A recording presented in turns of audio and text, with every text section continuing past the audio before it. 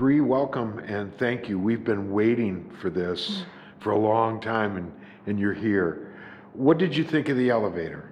I'm honestly blown away. I think I mentioned to you earlier that I thought it was just going to be like two people, and this is such an incredible crew and setup. I'm really impressed with just the quality of sound, the experience. It's been so fun. And you know, what I love about you is you're interested in all aspects of your performance, from the sound to what you wear, how you stand. And I can't help but think, you know, you grew up in Madrid, Spain. You grew up where there's culture. And I really noticed that in your whole presence, which is really, really a breath of fresh air.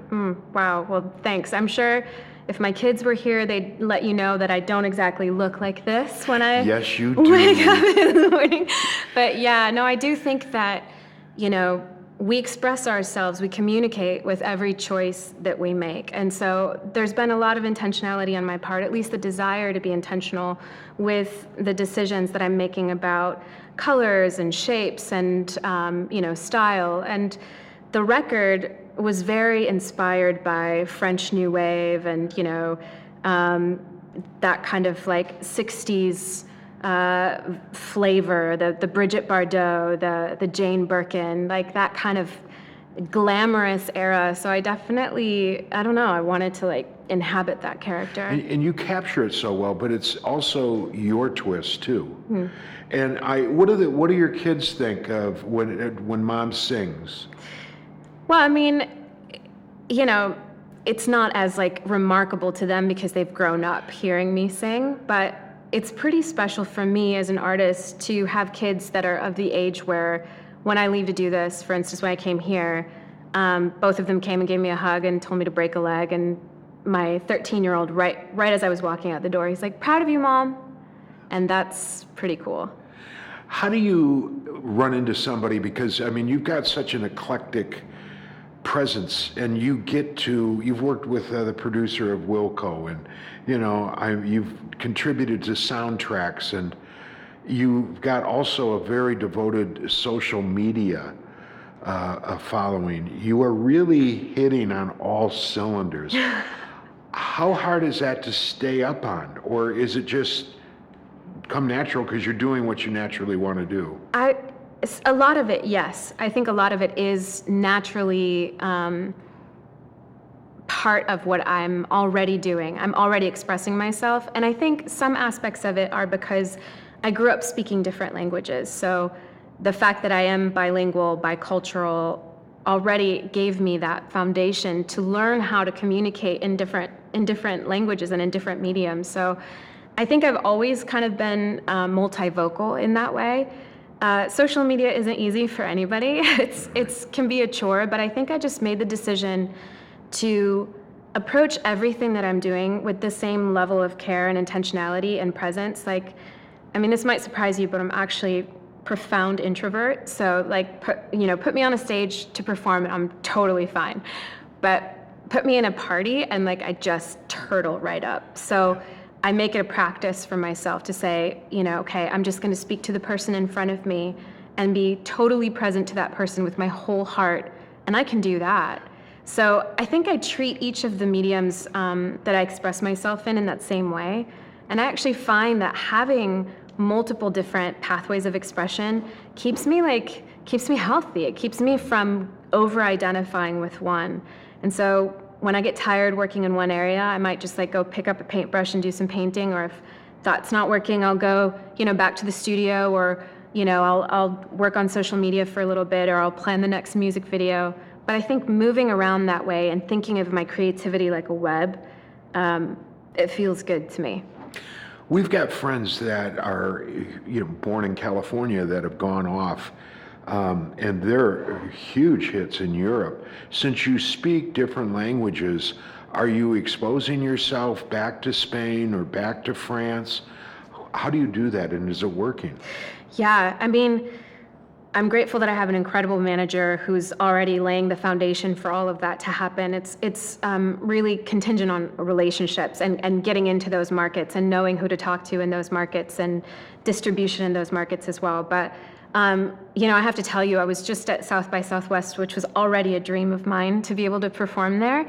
And I had a chance to connect with a whole lot of Spanish artists at the Spanish Wave, which was like its own little kind of, showcase. And yeah, I think it's a massive dream for me to think about being able to play in Madrid or in Barcelona or one of these great festivals in Spain would be incredible for me to just come home and also come home as an artist.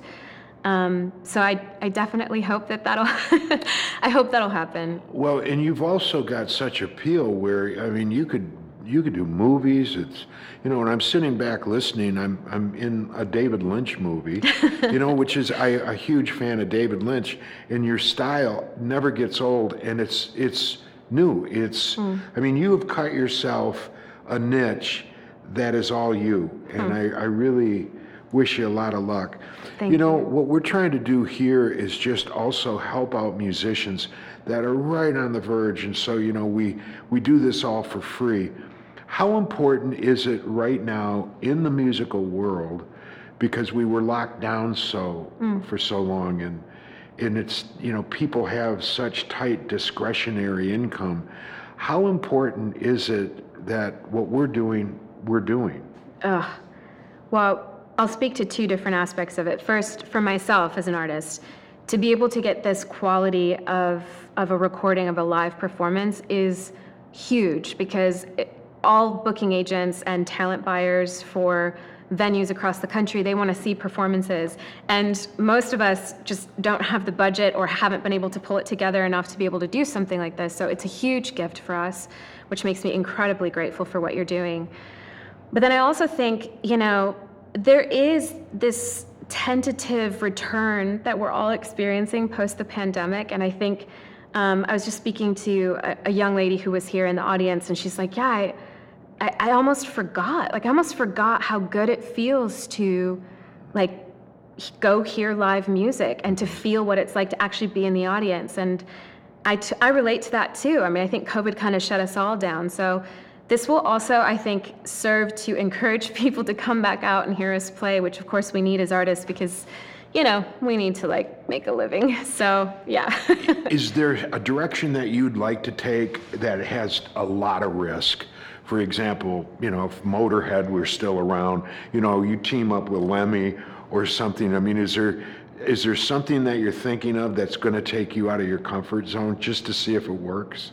It's interesting that you bring that up. I was actually just in the studio the last 2 days working on the next record, which I know is madness that I'm already working on the next record before this one's even out. But, I think inspiration is there, and so I'm just rolling with it. But it's very different from this one. I find that the landscape is different. The topography of the songs is different. I'm writing a lot about my time in California, and so I'm experimenting with letting myself fully rock out in some moments and then come back and be deeply vulnerable and nostalgic on the piano. So allowing myself to feel that kind of breadth of extremes is raw. It's hard. It's hard to go there. There was a moment in the studio yesterday where I realized that I had finally expressed something in a song, communicating, talking about my divorce, that I knew I had written a song about the divorce, but it wasn't until all the elements were there and the guitar's just jangling and jamming out that it actually hit me, and I just sat there and just wept. So I think I am already experimenting in that sort of wild, all-in kind of way, and even in this moment of my life, I can't tell you how many times I wonder if I'm crazy to do this. Am I gonna survive? Is this gonna be okay? I mean, it's hard to be a musician these days, but. Don't you feel then if you're crazy, then you're hitting it? I mean, Yeah. you're going right down the center of the road. Yeah. Well, listen, thank you so much for spending time, and you've got a home, so anything you want to do, again, we've got plenty of time for you. You're a pleasure to work with. Oh, thank you so much for having me. I appreciate it so much.